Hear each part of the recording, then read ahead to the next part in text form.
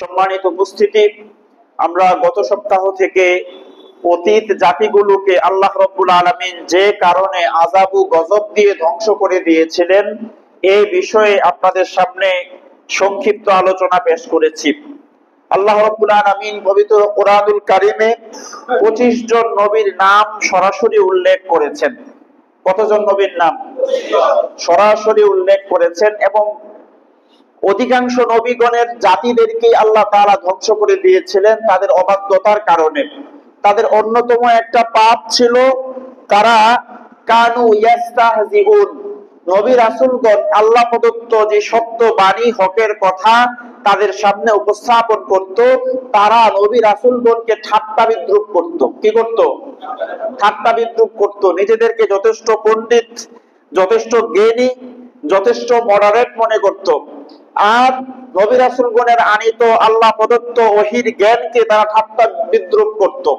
তারা মনে করত কিসের আমার কবর, কিসের হাসর, কিসের নসর, এগুলো তো সব হচ্ছে একটা বানোয়াট কিসসা কাহিনীর মতো। এবং তারা কখনো কখনো নবী রাসূলগণ তাদেরকে আযাবের যে খবর শোনাতো, যে তোমরা যে অবাধ্য হচ্ছ, বিদ্রোহ ঘোষণা করতেছো, তোমাদের উপরে আল্লাহ পাকের পক্ষ থেকে আযাব ও গজব আসবে, তারা মাঝে মধ্যে নবী রাসূলগণকে এই কথাও বলতো, তাইলে আযাব আইনা দেখান তো দেখি। এইরকম ভাবেও তারা কি ঠাট্টা বিদ্রূপ করত। তো এদের সমস্ত জাতিগুলোর অন্যতম একটা কারণ ছিল এরা বিদ্রূপকারী, এরা নবী রাসূলগণের সঙ্গে ঠাট্টা বিদ্রূপ করত। তো যাই হোক, তো পবিত্র কোরআনুল কারীমে যে যে কথাগুলো আল্লাহ তাআলা বর্ণনা করেছেন আমরা চেষ্টা করব ইনশাআল্লাহ যে সংক্ষিপ্ত আকারে আপনাদের সামনে উপস্থাপন করার জন্য। আমরা গত সপ্তাহে আলোচনা করেছিলাম যে আল্লাহ তাআলা হঠাৎ করে কোনো জাতিকে পাকড়াও করেন, তার আগে বিভিন্ন সিগন্যাল, বিভিন্ন সংকেত দিয়ে থাকেন। একটা পর্যায়ে যখন তাদের সীমা তারা অতিক্রম করে, আল্লাহ প্রদত্ত বেঁধে দেওয়া সময় যখন অতিক্রান্ত হয়ে যায়, আল্লাহ রাব্বুল আলামিন তখন তাদেরকে কি করেন? আকস্মিক আযাব দিয়ে পাকড়াও করেন। তো আমরা গত সপ্তাহে আলোচনা করেছিলাম। আর অন্যতম একটা বিষয় হচ্ছে জমিনে আল্লাহ প্রদত্ত আযাব ও গজব হওয়ার তার নাম হচ্ছে ফাসাদ। বলেন কি? আমরা ফাসাদের সংক্ষিপ্ত একটা ব্যাখ্যা দিয়েছিলাম। ফাসাদ কোন নির্দিষ্ট সুনির্দিষ্ট কোন অপরাধের নাম না, যেমনি ভাবে জুয়া কোন সুনির্দিষ্ট খেলার নাম না। যেখানেই বাজি হবে, যেখানেই বেট ধরা হবে, ওই যেই খেলাই হোক না কেন, এই যে কিসে পরিণত হয়ে যায়? জুয়ায় পরিণত হয়ে যায়। ঠিক তদ্রূপ সমাজের যে কোনো অসঙ্গতি, যখন এটা মহামারী আকারে ধারণ করে, সর্বত্র যখন মানুষ কোন অসঙ্গতির সম্মুখীন হয়, তো ওইটাই ফাসাদ। আমি এইভাবে বলেছিলাম, আমি একটু স্মরণ করাই দিচ্ছি আপনাদেরকে, যে আপনি ঘর থেকে বের হলে পরে প্রতিটা সেক্টরে, আমাদের বাংলাদেশের যে কন্ডিশন, প্রতিটা সেক্টরেই আপনি সুফল পাচ্ছেন না প্রতিটা সেক্টরেই আপনি প্রতিবন্ধকতার শিকার হচ্ছেন। এই যে বাজারে যান, দেখবেন যে এখানে ইনসাফ নাই। রাষ্ট্রের আইন শৃঙ্খলা দেখেন, ইনসাফ নাই। বিচার ব্যবস্থা দেখেন, ইনসাফ নাই। আপনি এমন একটা জায়গা পাবেন না যেখানে আল্লাহর কোরআন দিয়া চলতেছে। তো সুতরাং যেখানেই অসঙ্গতি আছে, এই সবগুলাই ফাসাদের অন্তর্ভুক্ত। কিসের অন্তর্ভুক্ত? এই ফাসাদের কারণে আল্লাহ তাআলা জমিনবাসীকে পাকড়াও করেন, আল্লাহ তাআলা আযাব দিয়ে ধরাশায়ী করেন। তো যাই হোক, তো অতীতের যে জাতিগুলোর উপরে আযাব এসেছে অন্যতম কারণ ছিল ফাসাদ।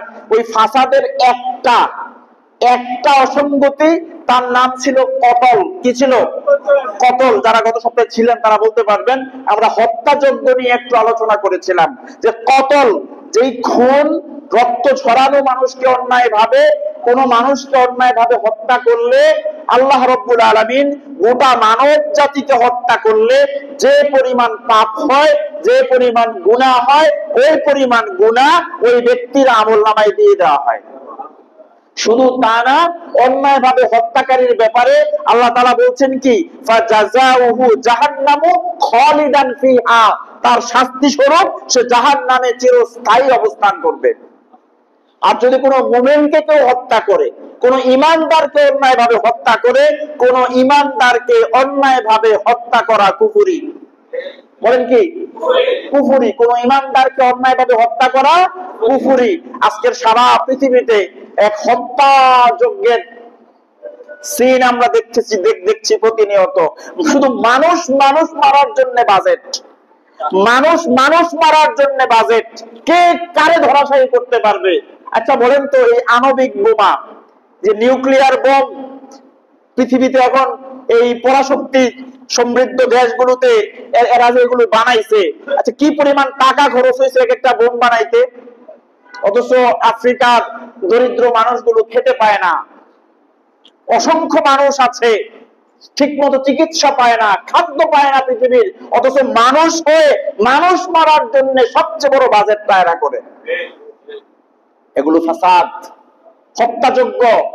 মনে রাখবেন, রব আল্লাহ রাব্বুল আলামিন একটা নির্দিষ্ট সময় দিয়েছেন। সময় যখন হবেন, আল্লাহ আকস্মিক পাকড়াও করে জগৎবাসীকে আল্লাহ ধরাশায়ী করবেন। আসেন দ্বিতীয় আরেকটা কারণ বলি, একটা সুনির্দিষ্ট জাতিকে উল্লেখ করে আমি আলোচনাটা করার ইচ্ছা প্রকাশ করতেছি। আল্লাহ রাব্বুল আলামিন পবিত্র কোরআনুল কারিমে একজন নবীর নাম উল্লেখ করেছেন। ওই নবীর নাম হচ্ছে লূত আলাইহিস সালাম। কি নাম? লূত আলাইহিস সালাম। ওনার কথা অসংখ্যবার আল্লাহ রাব্বুল আলামিন বিভিন্ন সূরায়, কোরআনের বিভিন্ন জায়গায় এই নবীর নাম উল্লেখ করেছেন। লূত আলাইহিস সালাম তিনি ইব্রাহিম আলাইহিস সালামের আত্মীয় ছিলেন। কি ছিলেন?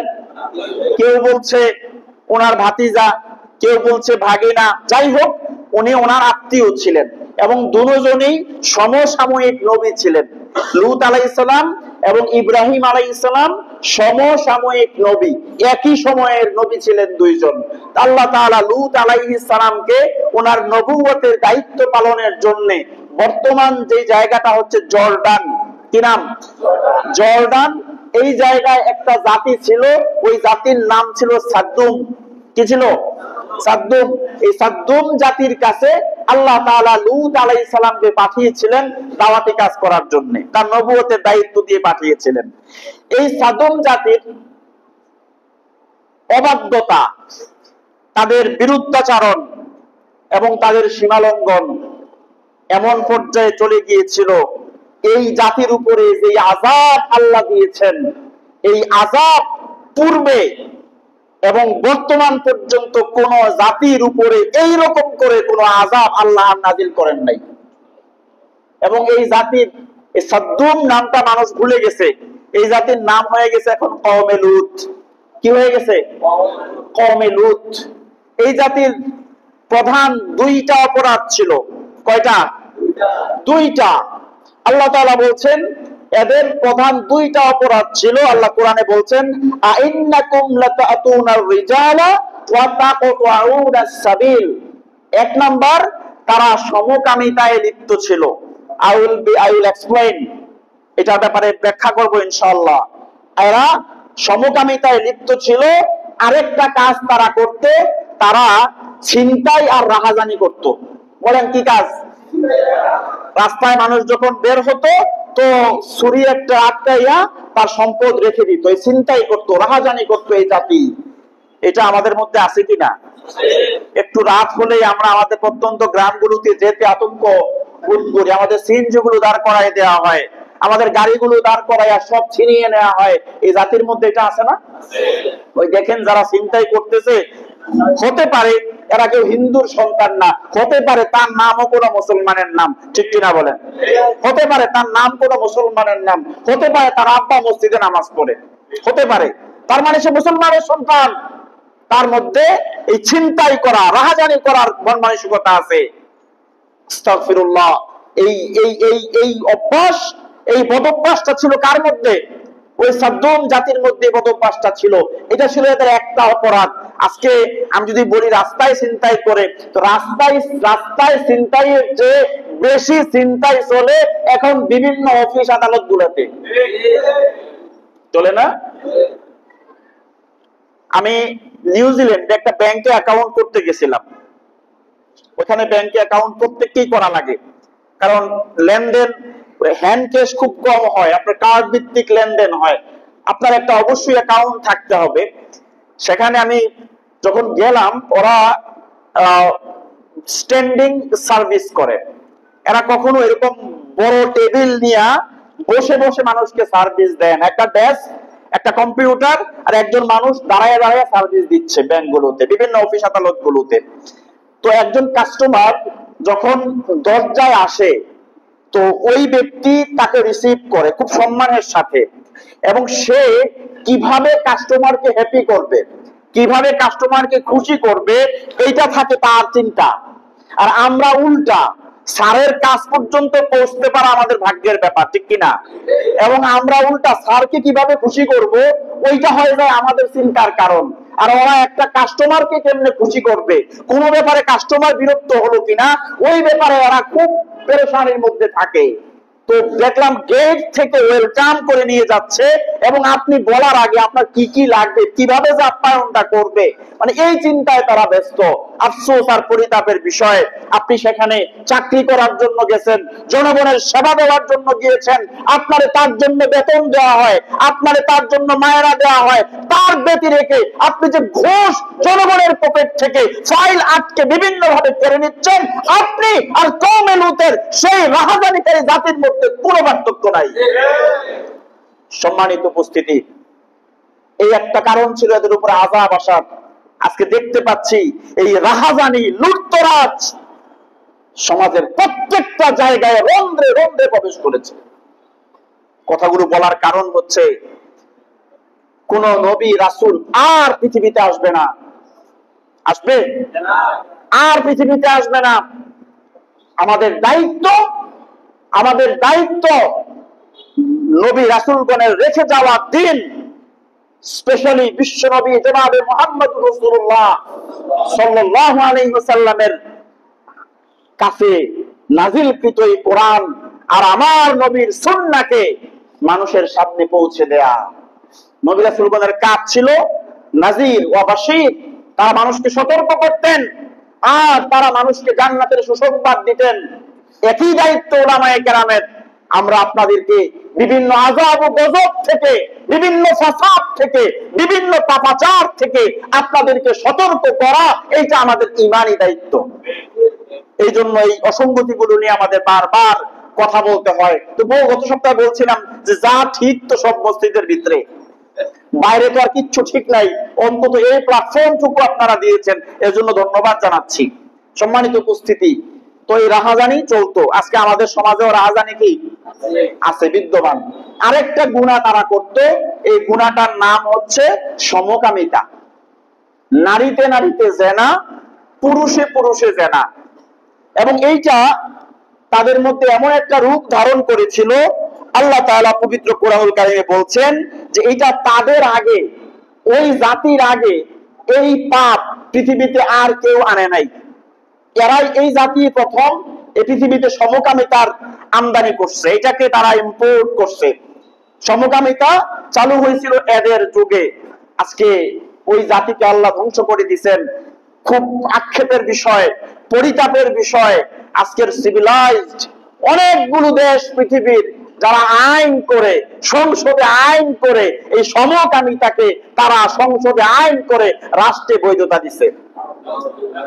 এবং আবার এই 90-95 ভাগ মুসলমানের দেশে সাম্প্রতিক কালে আমরা দেখতে পেয়েছি কিছু কুলাঙ্গার, বুদ্ধিজীবী নামধারক কিছু কুলাঙ্গার, তারা ট্রান্সজেন্ডার নামে আমার দেশেও এই সমকামিতাকে বৈধতা দেওয়ার জন্য তারাও বিভিন্ন আস্ফালন চালিয়েছে, ঠিক কিনা বলেন?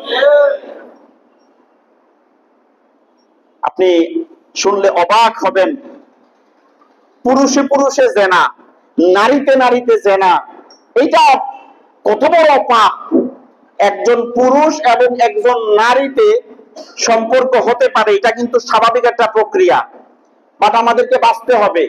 কিন্তু একজন বেগানা পুরুষ, একজন বেগানা নারী, খুব খেয়াল করে শুনবেন, একজন বেগানা পুরুষ, একজন বেগানা নারী একাকিত্বে কোথাও বসে সাধারণ কোনো আলাপ করতেছে, জেনার আলাপ না, কোনো খারাপ আলাপ না, কোনো ফাহেসা কথাবার্তা না, সাধারণ কথাবার্তা বলতেছে। এই অবস্থায় ওই জায়গায় যত ফেরেশতা থাকে, ওই ফেরেশতাগুলো ভয়ে ওখান থেকে আসমানে চলে যায়। তাদের মধ্যে ওই ভয় কাজ করে, না জানি এই মুহূর্তে কওমে লূতের উপরে যে আযাব নাজিল হয়েছিল, না জানি এখন আল্লাহর পক্ষ থেকে এসে আযাব এখানে আবার নাজিল হয়। কাজটা কি ছিল? সাধারণ কোনো কথাবার্তা বলতেছে, আয় হায় আজকে মুসলমানের দেশ, কো এডুকেশন, আপনার আমাদের যে সহশিক্ষা, কলেজ ইউনিভার্সিটি গুলোতে, স্কুল গুলোতে যুবক যুবতী ছেলে মেয়েরা পাশাপাশি বসে পাঠদান, ওই ক্লাসের ফাঁকে ফাঁকে কত কিছু যে হয়, ক্লাসের ফাঁকে ফাঁকে কত কিছু যে হয়, প্রেম নিবেদন হয়, বাইরে যায়, পার্কে যায়, আবার মাঝে মাঝে আমার দেশের এই শিক্ষাগুরু যারা, ওই স্যারেরা এদেরকে বাস ভাড়া কইরা আবার বিভিন্ন জায়গায় পিকনিকেও নিয়ে যায়। যায় কি যায় না? আপনি কি করে এইভাবে জেনা ব্যভিচারকে প্রমোট করতে পারেন সোসাইটিতে? জেনা ব্যভিচারকে কিভাবে প্রমোট করতে পারেন?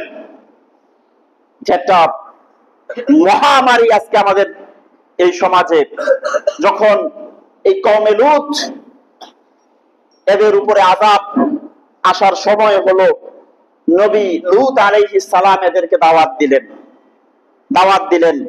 আল্লাহ তাআলা কোন দাওয়াত ছাড়া কোন জাতিকে পাকড়াও করেন না। দাওয়াত দিলেন, লূত আলাইহিস সালাম তাদেরকে দাওয়াত দিয়া বললেন, ইয ক্বালা লাহুম আখুহুম লূত, লূত তার জাতিকে বলল, আলা তাত্তাকুন, তোমরা কি আল্লাহরে ভয় করবা না? যা তোমরা করতেছো, তোমরা কি আল্লাহকে ভয় করবা না? ইন্নী লাকুম রাসূলুন আমিন, আর আমি আল্লাহর পক্ষ থেকে একজন বিশ্বস্ত রাসূল তোমাদেরকে দাওয়াত দিচ্ছি। ফাত্তাকুল্লাহা ওয়া আতিউন, তোমরা আল্লাহরে ভয় করো, এই পাপাচার ছেড়ে দাও, আর আমার আনুগত্য করো, আমি নবীর আনুগত্য করো, আমি যেই পথ দেখাই সেই পথে চলো। এই দাওয়াত তাদেরকে লূত আলাইহিস সালাম প্রদান করলেন। তারা জবাব দিল, ওমা কানা জাওয়াবা কওমিহি, ওমা কানা জাওয়াবা কওমিহি, ওই জাতির জবাবটা কি ছিল? আল্লাহ বলতেছেন, ইল্লা আন ক্বালু আখরিজুহুম মিন ক্বরিয়াতিকুম, এরে ধইরা আমাদের জনপদ থেকে বের করে দাও। হ্যাঁ, আমাদেরকে ভালো কথা কয় তো, ভালো কথা বলে তাকে ধরে আমাদের জনপদ থেকে বের করে দাও। ইন্নাহুম উনাসু ইয়াতাতাহহারুন, নিশ্চয়ই তারা নিজেদেরকে খুব খুব সুফি সাধু ভালো মানুষ মনে করে। তো আমরা তো সাফের সমাজ, এই সাফের সমাজে ভালো মানুষের দরকার নাই, তারে ধরে আমাদের নগরী থেকে বের করে দাও। এখানে একটা কথা বলা উদ্দেশ্য, সারা পৃথিবীতে যেভাবে মুসলমান হত্যা, মুসলিম নিধন এবং বিশেষ করে জাতিকে সতর্ককারী আলেম ওলামাদের উপরে যে অত্যাচার আর নির্যাতন হয়েছে এবং হচ্ছে, একটা সতর্কবাণী দিচ্ছি, যখনই আল্লাহ রাব্বুল আলামিন কোন জাতিকে পাকড়াও করেছেন, তার পূর্বে ওই জাতির সতর্ককারী নবী রাসূলগণকে ওই এলাকা থেকে হিজরত করে তিনি বের হয়ে যেতে বলেছেন। যখনই নবী রাসূলগণকে সরিয়ে নেওয়া হয়েছে, তখনই ওই জাতির উপরে আযাব আসছে। এইটা অশনি সংকেত, নবী রাসূল আর আসবে না। যদি আলেম শূন্য করা হয় জাতিকে, যদি জাতিকে ঈমান শূন্য, ইসলাম শূন্য, আলেম ওলামা শূন্য করা হয়, মনে রাখবেন, যেই জাতির মধ্যে নবীর ওয়ারিস আলেম টিকবে না, আলেম থাকবে না, ওই জাতীয় আল্লাহ রাব্বুল আলামিন রাখবেন না। সম্মানিত উপস্থিতি, তারা এই সিদ্ধান্ত নিল যে লূতকে কি করো, জনপদ থেকে বের করে দাও। বারবার লূত আলাইহিস সালাম তাদেরকে বোঝাতে লাগলেন, তোমরা এই পাপ থেকে ফিরো। তারা ফিরল না। এইবার আল্লাহ রাব্বুল আলামিনের আযাবের ফয়সালা হলো, এদেরকে আল্লাহ তাআলা ধ্বংস করে দিবেন। ধ্বংস করার আগে একদল ফেরেশতা আল্লাহ নাজিল করলেন। ওই ফেরেশতারা জর্ডানে না গিয়া তারা গেছে বাবেলে। বাবেলে থাকতেন ইব্রাহিম আলাইহিস সালাম, ওনার কাছে গেছে মানুষের সুরতে, খুব সুন্দর সুশ্রী যুবকের সুরতে ইব্রাহিম আলাইহিস সালামের দরজায় গিয়ে তারা হাজির হয়েছে। গিয়া তারা, আল্লাহ তাআলা কোরআনে কথাটা এইভাবে বলছেন, ওয়া নাব্বিহুম আন দাইফি ইব্রাহিম, হে নবী আপনি তাদেরকে ইব্রাহিম আলাইহিস সালামের মেহমানদের ব্যাপারে একটু সংবাদ দেন, একটু জানাই দেন। তারা ইব্রাহিম আলাইহিস সালামের দরজায় গিয়ে মেহমান হলো।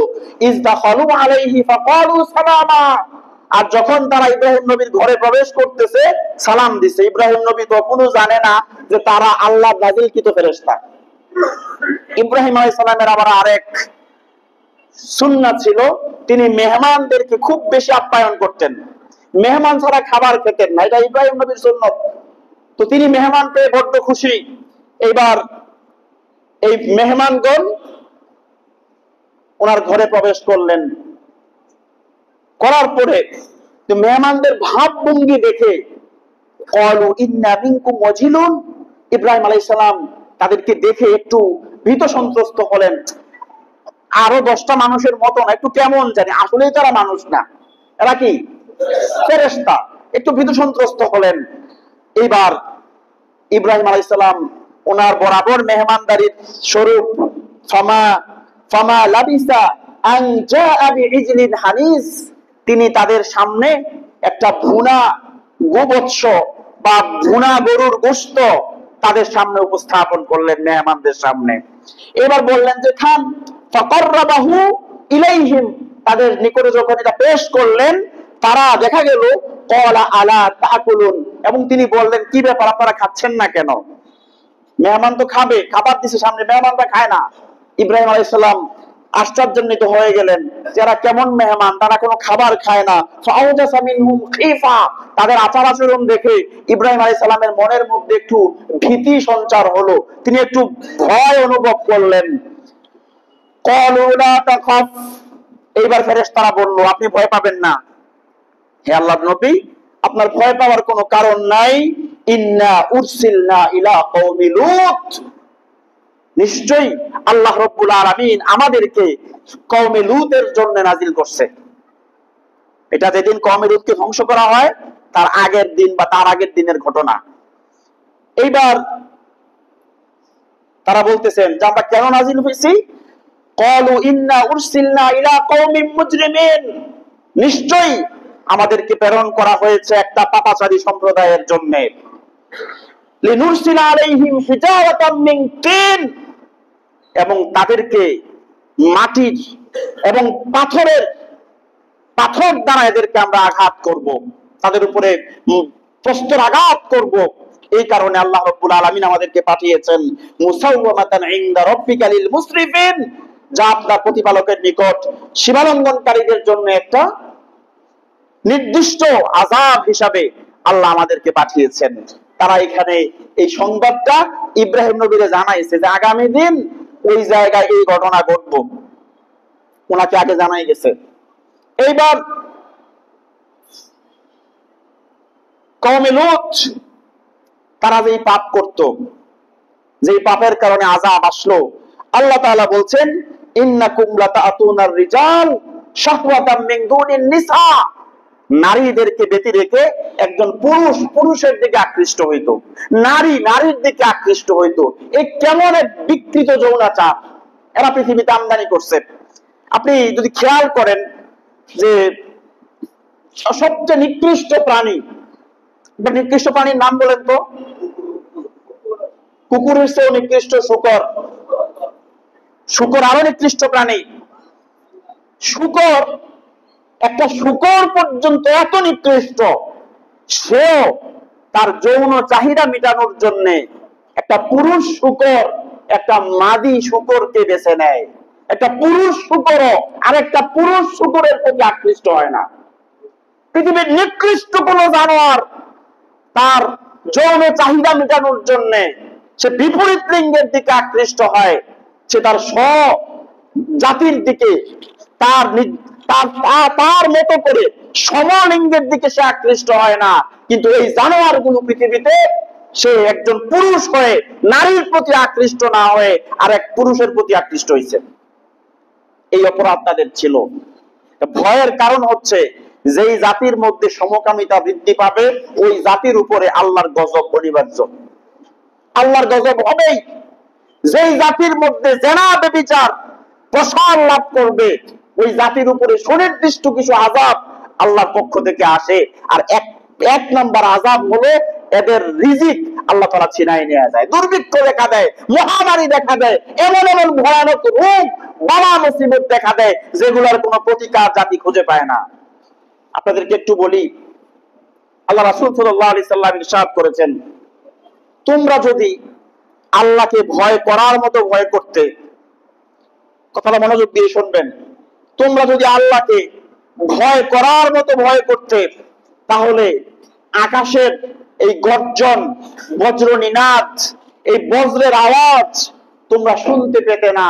রাতের বেলায় আল্লাহ তাআলা তোমাদের জন্য উপকারী বৃষ্টি নাজিল করতেন, দিনের বেলায় একটা সুন্দর দিন কর্মক্ষম করে তোমাদের জন্য আল্লাহ উপহার দিতেন। কটা কথা বলছি? যদি আল্লাহ কোন জাতির উপরে রাজি থাকে, আল্লাহ যদি কোন জাতির উপরে কি থাকে, সন্তুষ্ট থাকে, তাহলে এক নাম্বার আকাশে বজ্রের আওয়াজ আল্লাহ তাদেরকে শুনতে দেন না। এই যে ঠাডা মারে না, এই বজ্রের আওয়াজ মানুষ শুনবে না। রাতের বেলায় উপকারী বৃষ্টি নাজিল হবে, আর দিনের বেলায় সুন্দর একটা আবহাওয়া থাকবে, যে আবহাওয়ায় মানুষ সুন্দরভাবে তাদের কাজকর্ম সম্পাদন করতে পারবে। এইবার আপনাদের কাছে আমার প্রশ্ন, এইবার একটু বাস্তবতা মিলান তো। মোটামুটি রাত্রে যা শুরু হয় বিভিন্ন সময় বর্ষাকাল গুলোতে বা আমাদের যে বৃষ্টির মৌসুম গুলোতে, মনে হয় ইউক্রেন রাশিয়া যুদ্ধ লাগছে। মিথ্যা কথা বলছি আমি? আজকে সবাই ঘুমায় গেছেন নাকি? মিথ্যা কথা বলছি? বজ্রের আওয়াজের নমুনায় মনে হয় আল্লাহ খুব বেশি সন্তুষ্ট। আর বৃষ্টি পড়া শুরু হইলে যে আলামত শুরু হয়, হঠাৎ বন্যা হয়, আপনাদের কাছে কি মনে হয়? এইটাও বোধহয় আল্লাহর সন্তুষ্টির নমুনা। জায়গায় জায়গায় বন্যা, প্লাবিত হয়ে যায়, মানুষ ভেসে যায়, ঘরবাড়ি ভেসে যায়, বজ্রের আওয়াজ হয়। সাম্প্রতিক কালে গত কয়েক বছরে প্রতি বছর বজ্রপাতে যে পরিমাণ মানুষ মরে, আমার মনে হয় যুদ্ধ হয়তো মানুষ মরে না। আল্লাহ সন্তুষ্টির নমুনা না আল্লাহ রাগের নমুনা? আসেন, আল্লাহ রাব্বুল আলামিন এই জাতিকে পাকড়াও করলেন কি পাপের কারণে? জিনা ব্যভিচারের কারণে। বলেন কি পাপের কারণে? আর জিনা ব্যভিচার যখন বাড়বে কোন সমাজে, তখন আসমানি গজব শুরু হবে, জমিনি গজব শুরু হবে। আফসোস, আজকের আমাদের যুবক ছেলেরা, এরা সমকামীরা, এদের গায়ে এরা ট্যাটু করে, সমকামীদের গায়ে ট্যাটু হয়, আর ওই ট্যাটু কালচার আজকে মুসলমানদের ছেলেদের শরীরে। সমকামীদের কিছু সাইন থাকে, এদের কিছু নিদর্শন থাকে, আর ওদের স্টাইল গুলো আজকে আমরা মুসলমানের ছেলেরা ফলো করতেছে। আশ্চর্যের ব্যাপার, জিনা ব্যভিচার গোটা সমাজে ছয়লাভ হয়ে গেছে। আল্লাহ পাক কোরআনে অনেক গুনাহের কথা বলছে, অনেক পাপের কথা আল্লাহ কোরআনে বলছে। একটা পাপ, কোন পাপের ক্ষেত্রে এই কথা কয় নাই তার কাছেও যাইও না, এই কথা কয় নাই। সুদ ভয়ানক গুনাহ, যার সর্বনিম্ন গুনাহ, সুদের সর্বনিম্ন গুনাহ নিজের মায়ের সঙ্গে জিনা করা। সুদের সর্বনিম্ন গুনাহ কি? নিজের মায়ের সঙ্গে জিনা করা। ওই সুদের ব্যাপারে আল্লাহ কি বলছে? লা তাকুলুর রিবা, সুদ খেও না। মদের ব্যাপারে আল্লাহ সরাসরি নিষেধ করে দিয়েছে। একমাত্র গুনাহ হচ্ছে জিনা, একমাত্র গুনাহ ব্যভিচার, যার ব্যাপারে আল্লাহ তাআলা বলছেন লা তাকরাবুজ জিনা, জিনা করো না। এই কথা বলেন নাই, বলছে জিনার কাছেও যেও না। কি বলছে? জিনার কাছেও যেও না। আল্লাহ রাসূল সাল্লাল্লাহু আলাইহি ওয়াসাল্লাম বিভিন্ন হাদিসে উল্লেখ করেছেন, জিনা শুরু হয় প্রথম চোখ দিয়া। কি দিয়া? চোখ দিয়া। জিনা শুরু হয় মুখ দিয়ে, জিনা হয় হাত দিয়ে, জিনা হয় পা দিয়ে, জিনা হয় চিন্তার মধ্য দিয়া, আর সর্বশেষ তার পরিসমাপ্তি ঘটে যৌনাঙ্গের মধ্য দিয়া। সর্বশেষটা যেমন জিনা, চোখেরটাও কি, হাতেরটাও কি, কথা যে কয় এটাও জিনা। ও সুবহানাল্লাহ, রাসূল করিম সাল্লাল্লাহু আলাইহি ওয়াসাল্লাম কি সুন্দর করে বলেছেন, সাবাতুন ইউযিল্লুহুমুল্লাহ ইয়াওমা লা যিল্লা ইল্লা যিল্লু। সাত শ্রেণীর মানুষকে আল্লাহ রাব্বুল আলামিন কিয়ামতের দিন আরশে আজিমের নিচে ছায়ার ব্যবস্থা করে দিবেন। আপনাদের কাছে কি মনে হয়, এই মানুষগুলো সম্মানিত না অপমানিত? এরা আল্লাহর মেহমান হবে। ইয়াওমা লা যিল্লা ইল্লা যিল্লু। আল্লাহ রাসূল বলেছেন, সেদিন আল্লাহর আরশের ছায়া ছাড়া সেদিন আর কোন ছায়া ময়দানে মাশারে থাকবে না। ওই সময় আল্লাহ পাকের আরশের নিচে 7 শ্রেণীর মানুষকে জায়গা দিবেন। এক, রাসূল বলছেন ইমামুন আদিলুন, ন্যায়পরায়ণ শাসক যে হবে, কোরআন সুন্নাহ দিয়া যে রাষ্ট্র পরিচালনা করবে, এই মানুষকে আল্লাহ আরশের নিচে জায়গা দিবেন।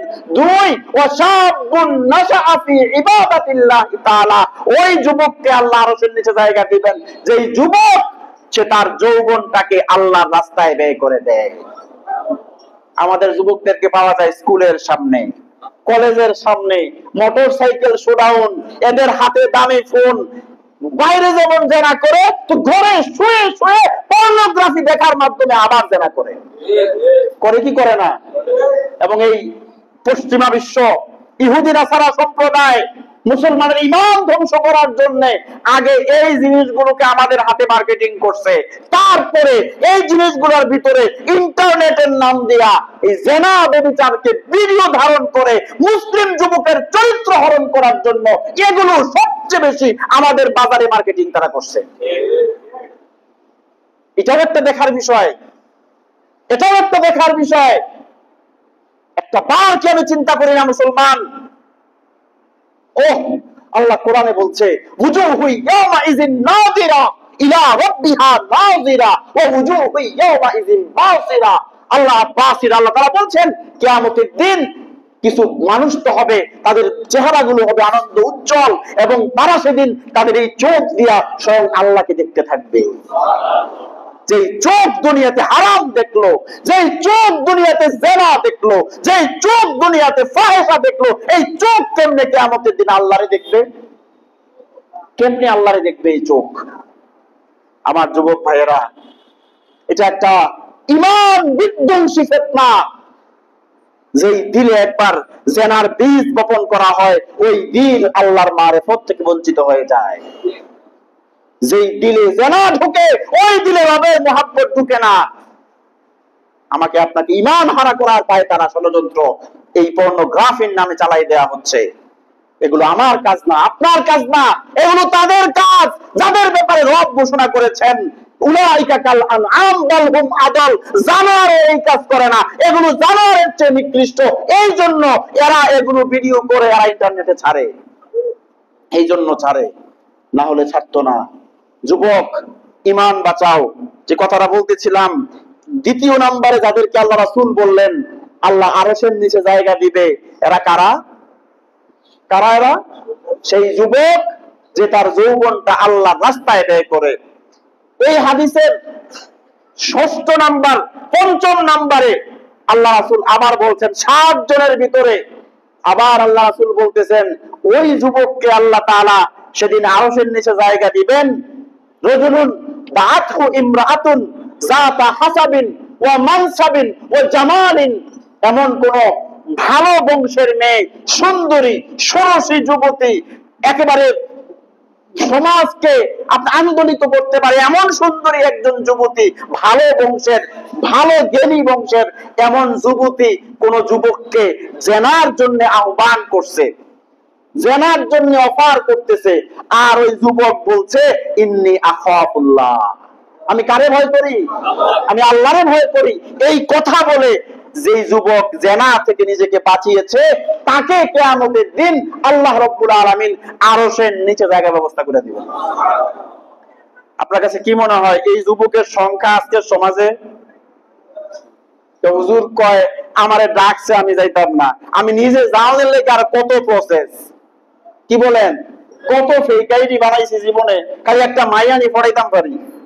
আসলে আমি মিথ্যা কথা বলতেছি? আমি ও জেনা থেকে বাঁচতে হবে, জেনা থেকে বাঁচতে হবে। আজকে মোবাইলের মাধ্যমে জেনা তো ঘরে ঘরে, ব্যভিচার তো ঘরে ঘরে। মুসলমান, তুমি তুমি ছায়াটা দেখছো, আসলটা দেখো নাই। দুনিয়াতে যা দেখতেছো সবটাই ধোঁকা, এটা ফটোকপির মতো। একটা আপেল অরিজিনাল আর একটা ফটোকপি, একটা কাগজ, একটা আপেল দিলাম, এটা চাবাইলে মজা পাবেন? মজা আসবে? গোটা দুনিয়াটা একটা ফটোকপির মতো। আসলটা কই রাখছে আল্লাহ? আসলটা কোথায়? দুনিয়ার এই পচা গান্ডাগুলোর পেছনে ছোটে যুবক তুমি জান্নাতের হুর গুলোকে মিস করতেছো। যাদের ব্যাপারে আল্লাহ বলছে লাম ইয়াতমিসহুন্না ইনসুন ক্বাবলাহুম ওয়ালা জান, যাদেরকে পৃথিবীর না কোনো মানুষ স্পর্শ করেছে, না কোনো জিন তাদেরকে স্পর্শ করেছে, এমন সুন্দরী জান্নাতের হুর আল্লাহ তোমার জন্য বানাই রাখছে। তুমি নিজেকে একটু সবর করো, নিজেকে একটু সংযত রাখো, আল্লাহ রাব্বুল আলামিন তোমার জন্য এই নিয়ামতের ব্যবস্থা করে রেখেছে।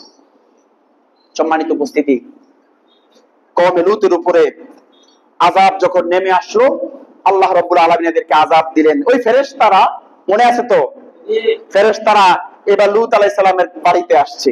এসে ওই জাতির তো পুরুষে পুরুষে জেনার স্বভাব, এত সুন্দর সুশ্রী যুবক, এরা রাস্তায় একটা মোটামুটি শোডাউন দিছে। ফেরেশতারা কি করছে? একটা শোডাউন দিছে। আর ওই জাতির যত মোড়ল গুলা আছে বদমাইশের, এগুলো সব এদের পেছনে ছুটতেছে। এবার এদেরকে ধরে এবার এই জানা করবে। এরা একটা পর্যায়ে লূত আলাইহিস সালামের বাড়িতে এসে আশ্রয় নিছে। লূত আলাইহিস সালাম বলছে, এটা আমার মেহমান, এরা আমার মেহমান, এদের সাথে এই কাজটা তোমরা করো না, তোমরা এদেরকে ছেড়ে দাও। লূত আলাইহিস সালাম বারবার এই জাতিকে বলছে, এরা বিরত হয় নাই। ফেরেশতারা লূত আলাইহিস সালামকে বলছে, আপনার প্রতি আল্লাহর হুকুম, আমরা আল্লাহর পক্ষ থেকে নাজিলকৃত ফেরেশতা, আমাদের কোনো ক্ষতি এরা করতে পারবে না। আপনার প্রতি হুকুম, যারা ঈমানদার তাদেরকে নিয়ে আপনি এই এলাকা ছেড়ে হিজরত করেন। আমরা আসছি এদেরকে শায়েস্তা করার জন্য। কি করার জন্য? এদেরকে শায়েস্তা করার জন্য আসছি। তবে এরা শর্ত দিছে, ইল্লা ইমরাআতাক, আপনার স্ত্রীকে সাথে নিয়েন না। আপনার স্ত্রীও ওই কাজকে সমর্থন করে, আপনার স্ত্রীও এই কাজকে সমর্থন করে। আমি হয়রান হয়ে যাই, আশ্চর্য লাগে আল্লাহর ফয়সালা। দেখেন, ফেরাউনের মতো একটা নিকৃষ্ট ব্যক্তি, তার স্ত্রী আসিয়া, সে ছিল ঈমানদার। নূহ আলাইহিস সালামের স্ত্রী, লূত আলাইহিস সালামের স্ত্রী, তারা নবী, তাদের স্ত্রী ছিল কাফের। কি আশ্চর্যের বিষয়! আসলে হেদায়েত যে আল্লাহর কাছে, আল্লাহ যে কারে জান্নাতি করবেন এটা আল্লাহর ফয়সালা, ঠিক কি না? ইল্লা ইমরাআতাক, আপনার স্ত্রীকে ছাড়া আপনি হিজরত করেন। লূত আলাইহিস সালাম হিজরত করে চলে গেলেন। সকাল হলো, ঠিক সকাল বেলায় আল্লাহ রাব্বুল আলামিন বললেন, ওয়ালাকাদ সাব্বাহাহুম বুকরাতান আযাবাম মুস্তাকির, এদেরকে বিরামহীন আযাব দ্বারা পাকড়াও করা হলো গোটা জাতির উপরে। আল্লাহ সুবহানাহু ওয়া তাআলা বলছেন, ইন্না আরসালনা আলাইহিম হাসিবা, পাথর সহকারে তাদের উপরে তুফান প্রবাহিত হয়ে গেল। আসমান থেকে আগুন এবং পাথর একসঙ্গে নাজিল হয়েছে। যখন খুব বড় বড় শিলা পড়ে উপর থেকে কেমন মনে হয়? খালি মাথা নিয়ে যাওয়া সম্ভব? ছোট ছোট একটু একটু পড়লেও তো যাওয়া সম্ভব না, বড় পড়লে তো সাইজ ভিন্ন। আর যা নাজিল হয়েছে কি? উপর থেকে পাথর, সাথে আগুন আল্লাহ নাজিল করছেন। এবার আল্লাহ তাআলা বলছেন, ফাআখাযাতহুমুস সাইহাতু মুশরিকিন, একদিকে এদের উপরে চলছে উপর থেকে পাথর, আগুনের আযাব আর বিকট আওয়াজ। এমন একটা আওয়াজ তাদেরকে দেওয়া হয়েছিল, এদের হৃৎপিণ্ডগুলো ফেটে গিয়েছিল। আল্লাহ রাব্বুল আলামিন আরো বলছেন, ফালাম্মা জা আমরুনা জাআলনা আলিয়াহা ওয়া সাফিলাহা ওয়া আমতারনা আলাইহা হিজারাতাম মিন সিজিলিম মানদুদ। শুধু তাই না, আসমান থেকে যেমন পাথর নাজিল হয়েছে, এদের উপরে আগুন নাজিল হয়েছে, গোটা জমিনে ভূমিকম্প সৃষ্টি হয়েছে, পাশাপাশি এদের গোটা জমিনটাকে জিব্রাইল তার ডানা দিয়া উঠাইয়া উপরে তুলে আছাড় মেরে আবার জমিনের মধ্যে দাবাই দিছে। যার নমুনা আজও, এই যে ডেড সি, মৃত সাগর, আজও এই নমুনা আল্লাহ রেখে দিছে। কওমে লূতের আযাব হয়েছিল এই জায়গার মধ্যে। আর এই পাপকে পার্শ্ববর্তী দেশ নেপালে স্বীকৃতি দেওয়া হয়েছে, এই পাপকে ভারতে স্বীকৃতি দেওয়া হয়েছে। আর ভারতের কিছু পাঁচটা গোলাম, পাঁচটা কুত্তা, তারা আমার দেশে এই পাপকে প্রমোট করতে চায়। মুসলমান সজাগ থাকতে হবে, জেনার কাছেও জড়ানো যাবে না। আজকে সময় খুবই কম আমার হাতে, আর একটু কথা বলি শেষ করে দিচ্ছি। যারা জেনা ব্যভিচারে লিপ্ত হয়, কিসে লিপ্ত হয়? জেনা ব্যভিচারে লিপ্ত হয়। দুনিয়াতে একটু অবস্থানটা বলি, আর মরার পরে একটু অবস্থান বলি, আজকে শেষ করে দিচ্ছি। যারা জেনা ব্যভিচারে লিপ্ত হয়, আল্লাহ রাব্বুল আলামিন দুনিয়াতে এদের জন্য 4টা শাস্তির ব্যবস্থা রাখছে। কয়টা? কয়টা? 4টা। 1 নম্বর সাওয়াদুল ওয়াজহ, তাদের চেহারার মধ্য থেকে যে আল্লাহ প্রদত্ত ঈমানের যে নূর থাকে, এই নূর আল্লাহ ছিনাই নেওয়া যায়। যতই দামি আপনি প্রসাধনী মাখেন না কেন, চেহারার মধ্যে আল্লাহ ওয়ালা ছাপ এদের মধ্যে থাকে না। চেহারাটা দেখতে বিভৎস হয়ে যায়, চেহারার মধ্যে আতঙ্ক ভয় কাজ করে, চেহারার নূর আল্লাহ তুলে নিয়ে যায়। দুই, বাকাতান ফি কুলুবিল খালকি, আল্লাহর সমস্ত সৃষ্টির হৃদয়ে এদের ব্যাপারে আল্লাহ তাআলা ঘৃণা নাজিল করে দেন। এদেরকে কেউ পছন্দ করে না, মানুষের কাছে এদের কোনো মহব্বত তো থাকেই না, বরং কোনো জানোয়ার প্রাণী এদের দিলের মধ্যেও এই জানোয়ারটার ব্যাপারে ঘৃণা কাজ করতে শুরু করে দেয়। আসেন, লুকসাতাম মিনার রিস্ক, তার রিজিককে আল্লাহ তাআলা সংকীর্ণ করে দেয়। দেখবেন যে লাখ লাখ কামাই করতেছে, অথচ জেনার সঙ্গে জড়িত, দিন শেষে তার কিচ্ছু নাই, তার কয়েক কোটি টাকা ঋণ আছে না নাই? এইরকম হয়ে যায়, তার রিজিককে আল্লাহ তাআলা সংকীর্ণ করে দেয়। আর 4 নাম্বার, ওয়া ওয়াহনান ফিল বাদান, এমন রোগ আল্লাহ তাকে দেয় যেই রোগের কোনো চিকিৎসা পৃথিবীর কোনো ডাক্তার খুঁজে পায় না। যদি এক নামে বলি, বহু রোগ আছে, বহু রোগের ভিতর থেকে একটা রোগের নাম আপনারা বলেন তো। HIV, আজ পর্যন্ত কোনো চিকিৎসা হয়েছে? আল্লাহ রাসূল 1500 বছর আগে বলে গেছে যে এমন রোগ আল্লাহ শরীরে দিবে যে রোগের কোনো চিকিৎসা ডাক্তার খুঁজে পাবে না, যে রোগের কোনো চিকিৎসা হবে না। এইটা হচ্ছে দুনিয়া। আখিরাতে বহুবিধ আযাব এদেরকে গ্রাস করবে। তার মধ্যে একটা লজ্জাজনক শাস্তি হচ্ছে কিয়ামতের দিন প্রত্যেক জেনাকারী পুরুষ তার চোখগুলো হয়ে যাবে নারীদের যৌনাঙ্গের মতো, আর প্রত্যেক জেনাকারী মহিলা তার চোখগুলো হবে পুরুষের যৌনাঙ্গের মতো। এই চেহারাটা দেখলে বলেন তো কিয়ামতের ময়দানে অবস্থাটা কি হবে?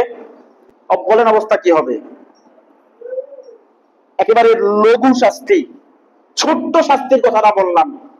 একজন জেনাকারী পুরুষ, তার চোখ হবে নারীদের যৌনাঙ্গের মতো। জেনাকারিনী, ব্যভিচারিণী নারীর চোখ হবে পুরুষের যৌনাঙ্গের মতো। কিয়ামতের ময়দানে এদেরকে দেখলেই মানুষ চিনে ফেলবে। দুনিয়ার জমিনে এরা ব্যভিচার করে বেড়াতো। আল্লাহ সুবহানাহু ওয়া তাআলা আমাদের সকলকে এই ধরনের সমকামিতা, জেনা, ব্যভিচার থেকে আল্লাহ হেফাজত করুন। আমিন। আমি আমার সন্তানকে বুঝাই, আপনি আপনার সন্তানকে বুঝান, আপনি আপনার ছেলেকে বুঝান, মেয়েকে বুঝান, যেন জেনা ব্যভিচারে লিপ্ত না হয়। এমন শিক্ষা প্রতিষ্ঠান থেকে বিরত রাখেন যে শিক্ষা প্রতিষ্ঠানগুলোতে অবাধ মেলামেশার সুযোগ করে দেওয়া হয়। এমন শিক্ষা প্রতিষ্ঠান আছে না নাই? বিরত রাখেন। আপনি বাবা, আপনি মা, যদি আপনার অসাবধানতার কারণে আপনার সন্তান জেনা ব্যভিচারে জড়াই পড়ে, কিয়ামতের দিন তার আযাব থেকে আপনাকেও রেহাই দেওয়া হবে না। সুতরাং ওই শিক্ষা ব্যবস্থার দিকে আপনার সন্তানকে ধাবিত করেন যে শিক্ষা ব্যবস্থার কাছে জেনা ব্যভিচার নাই। কি আশ্চর্যের বিষয়, মুসলমানের দেশ, এই কথা তো বলতেও পারবেন না। রাস্তাঘাটে এটা এটা এটা যেন একটা এটা বলে কালচার, এটা বলে সভ্যতা, এটা বলে ভদ্রতা। এরা জোড়ায় জোড়ায় নারী পুরুষ ছেলে মেয়ে বসে থাকে। বাংলাদেশের পার্ক গুলোতে, উদ্যান গুলোতে, সি বিচ গুলোতে যাওয়া যায় না এই নগ্নতার কারণে, ঠিক কিনা? এদেরকে বুঝান জেনা ব্যভিচার যেখানেই থাকবে আল্লাহর রহমত থাকবে না, জগৎবাসীর লানত এদের উপরে বর্ষিত হবে। আর যারা আমরা এগুলো করে ফেলেছি, মনে করছি যে আল্লাহ আমি তো করছি, এখন এই মুহূর্তে আল্লাহর কাছে তওবা করে ফেলি যে আল্লাহ আমার পেছনে যা হয়েছে হয়েছে, আল্লাহ আমি এখানেই ফুল স্টপ দিলাম, এখানেই ইতি টানলাম। আল্লাহ মৃত্যু পর্যন্ত যেন আমার দ্বারা জেনা ব্যভিচার সংঘটিত না হয়। আল্লাহ আপনি আমারে আপনার সেই পছন্দের মহাব্বতের যুবকদের ধরে শামিল করে দেন। আল্লাহ আপনি দয়া করে আমার গুনাহগুলি মাফ করে আমার ভবিষ্যৎ জীবনটাকে সুন্দর করে দেন। যদি তওবা করার মতো করা যায় তো রবের পক্ষ থেকে ঘোষণা, ওয়ায়ুবাদদিলুল্লাহু লাহুম সাইয়্যাতিহিম হাসানাত, ব্যক্তি যখন তওবা করার মতো তওবা করবে, আল্লাহ রাব্বুল আলামিন তার পেছনের সমস্ত গুনাহগুলোকে নেক দিয়া পরিবর্তন করে দিবে। তওবা করব তো ইনশাআল্লাহ। জানা হবে, ব্যভিচার হবে, সমাজে জানা করার সুযোগ দিব। আল্লাহ মাফ করেন, আল্লাহ মাফ করেন। এই কথা আমরা বারবার বলছি। অবিবাহিত ছেলে কিংবা মেয়ে যদি ব্যভিচার করে এদের শাস্তি 100টা বেত্রাঘাত। বিবাহিত নারী কিংবা পুরুষ যদি জেনায় লিপ্ত হয় 100টা বেত্রাঘাত, না দুনিয়ায় বাঁচার অধিকার নাই? আল্লাহর কোরআনের শাস্তি রজম। তুই দুনিয়াতেই শাস্তিটা এমন হয়, কেমন মনে হয় একটা মানুষরে অর্ধেক মাটির মধ্যে গেড়ে তারে পাথর দিয়ে হত্যা করা, আপনার কাছে শাস্তিটা কি সহজ না কঠিন? দুনিয়াতেই যদি এমন হয়, তাহলে কবরে, হাসরে, জাহান্নামী শাস্তিটা কেমন হবে একটু কল্পনা করেন, একটু কল্পনা করেন শাস্তিটা কেমন হবে। সুতরাং এটা থেকে বিরত থাকি। আফসোসের বিষয়, আজকের সমাজে অবিবাহিত নারী পুরুষের জেনার চাইতেও বিবাহিত নারী পুরুষের আপনার এই পরকীয়ার সংখ্যা আজকের পৃথিবীতে অনেক বেশি, অনেক বেশি। আল্লাহ তাআলা আমাদের সকলকে হেফাজত করুক, সবাই বলি আমিন।